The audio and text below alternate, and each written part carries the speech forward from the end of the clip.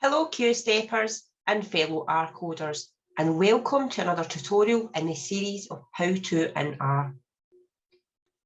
This tutorial will cover a few different methods that you can use in R to subset your data. So why subset data?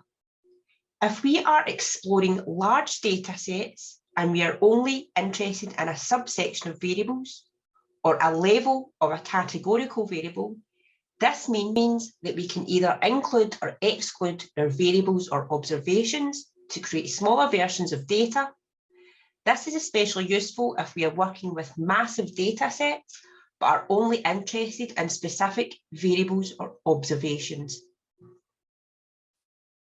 This tutorial will cover how to subset by columns, rows, categorical level, and by using the greater than or less than sign.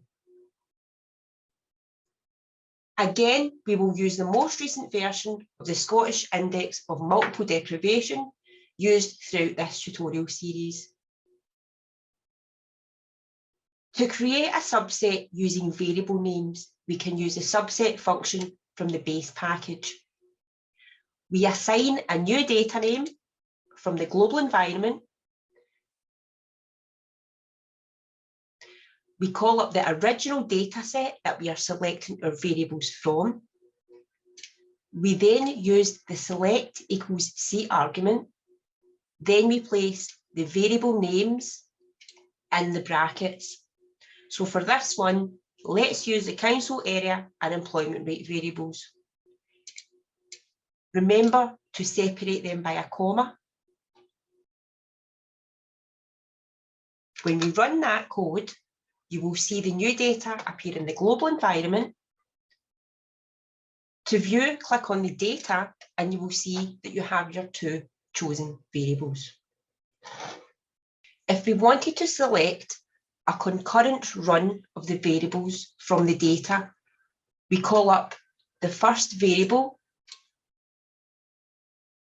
then the last, but separated by a colon. So if we run that code and we have a check, we have created a data set with the first 10 variables from the original data set. We can also use column numbers to create subsets of data. This is effectively the same as above, except we are using column numbers. Remember, you can use the names function to locate these. Place the original data in the brackets, then in square brackets we place a comma at the beginning to tell R we are choosing columns, then numbers separated by commas.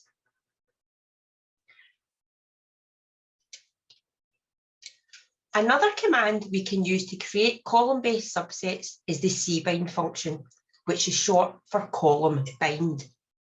We can include our column numbers separated by commas or colons in the same way as above, and you can also mix concurrent variables with column numbers.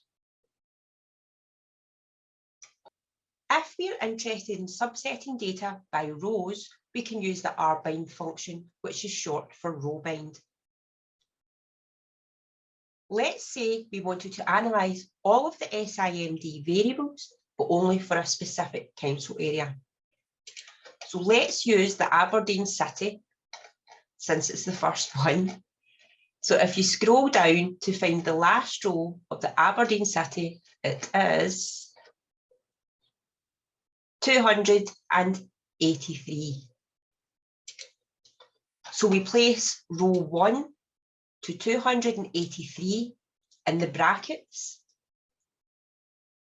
We place a comma at the end to denote rows we are choosing. And if you run this code,